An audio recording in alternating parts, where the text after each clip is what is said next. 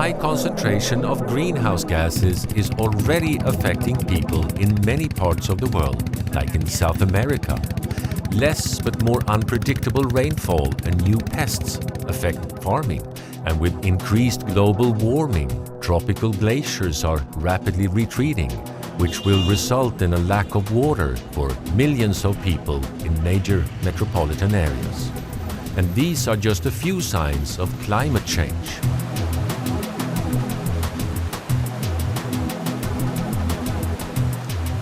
Hi, I'm Claes Andreasen. Let me take you on a tour of South America to look at signs of global climate change.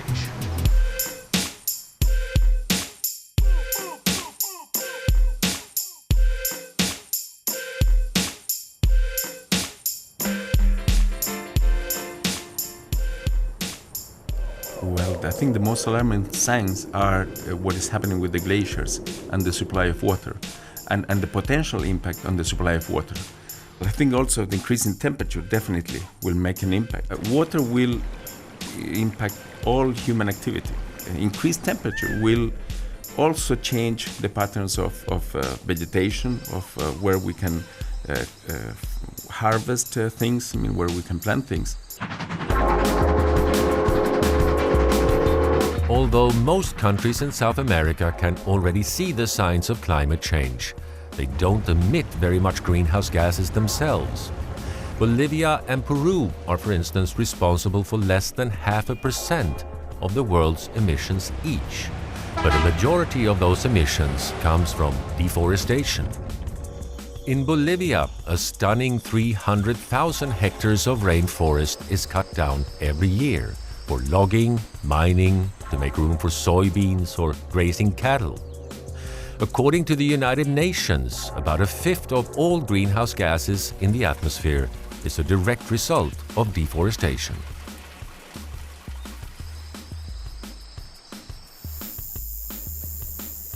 The rainforest is a perfect carbon sink, absorbing a lot of carbon dioxide from the atmosphere.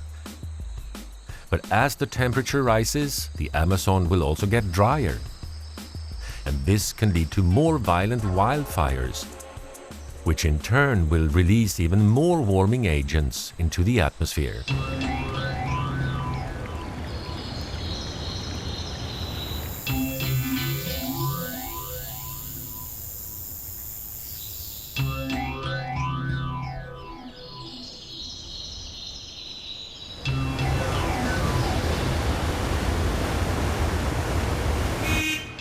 This is El Alto, Bolivia, one of the fastest growing cities in the Andes. Originally settled by internally displaced Aymara migrants from the Altiplano, the high altitude flatlands that surrounds El Alto and its sister city La Paz.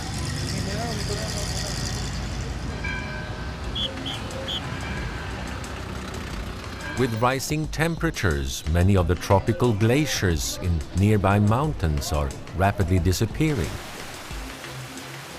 Less melt-off will soon become a major problem, since 80% of the drinking water in El Alto comes from the mountains and the glaciers.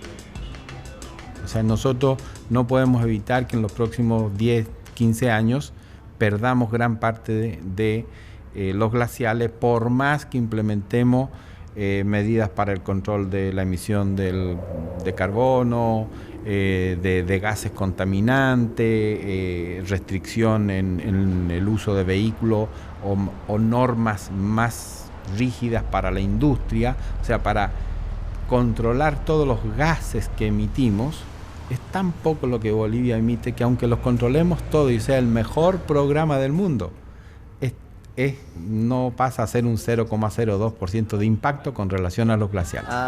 Now we are about Together with Carlos Olmos from the Hydrological Institute in La Paz, we're on our way to Cordillera Real, where the peaks sit at above 13,000 feet. We stopped to look at the runoff from the mountain ranges, part of the water supply for El Alto. But many glaciers in the area, like Chacaltaya, once the world's highest ski resort, is almost entirely gone. the biggest glaciers are retreating now. This glacier, for example, you can see that is retreating and almost disappearing in that part. You mean it used to go all the way down here to almost that road? You see that circus? See? That circus that I have? That is the signal that we had a glacier there. And in your mind, there's no doubt that this is due to climate yes. change. There's no natural cycle we're looking at. No, a natural cycle takes the thousand years. If you see, it's only a period of 20 years, and it's sure that it's climate change that we have. Some 350 miles southeast of the Bolivian capital is the small farming town of El Torno. In early March 2008, more than 100 families here lost their homes after torrential rains flooded the river, swept away houses, and caused disastrous mudslides. A las 5 de la mañana de la madrugada yo levanté. Cuando levanté había un ruido extraño, donde nunca habíamos escuchado ese ruido.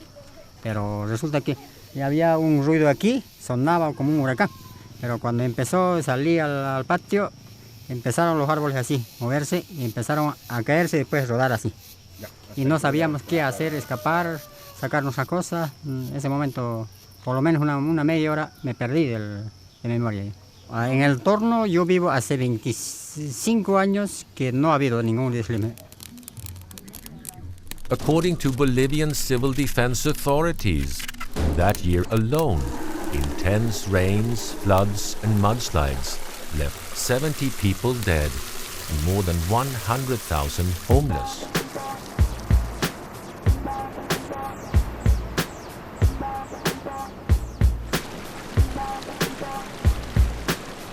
Global climate change and more intense and unpredictable rainy seasons mean that farming practices and crop yields are in flux.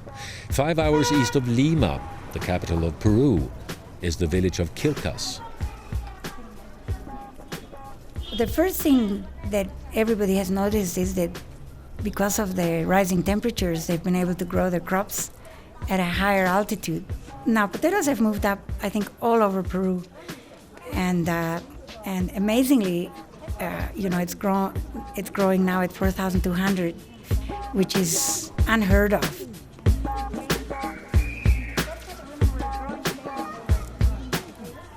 There's local conflicts of water already, where the coast and the highlands are sharing water. And inside the highlands, there's an obvious need to understand better how to store and reuse water. And what will happen when the glaciers are gone is something that people haven't even begun to cope with, but the glaciers are going at a rapid rate. So what everybody says when we ask them, do you notice climate change? They all claim, well, we've never been this hot. We used to wear, our jackets and our sweaters, and now we're walking around in T-shirts, and they do notice the extreme burning heat that they're subjected under. Bolivia and Peru are far from the only countries affected by climate change. Signs are also obvious in Chile. All our water comes from the Andes. We are very long but narrow country. So our rivers, they have very pronounced slopes. So when we have precipitation, mostly in the winter, water stays in the mountains as snow and ice. If that doesn't happen, we'll have all our water rushing down in the winter when we don't need it, and we won't have water in the summer. I think that's the most alarming impact that we foresee for climate change in Chile. En la zona central de Santiago no hay menos de 10-12 glaciares. Cada uno de los que hemos trabajado en este ambiente darnos cuenta perfectamente que la cantidad de nieve en estos últimos años ha ido disminuyendo. Right now, there's no lack of water in the Mapuche River that runs through the city of Santiago. But as the glaciers up in the Andes, not far from town, continue to melt at an increased rate, this river may soon be drying up. And what will people do then for fresh water in Santiago? The lack of fresh water, along with rising sea levels, may be the most significant threat we face.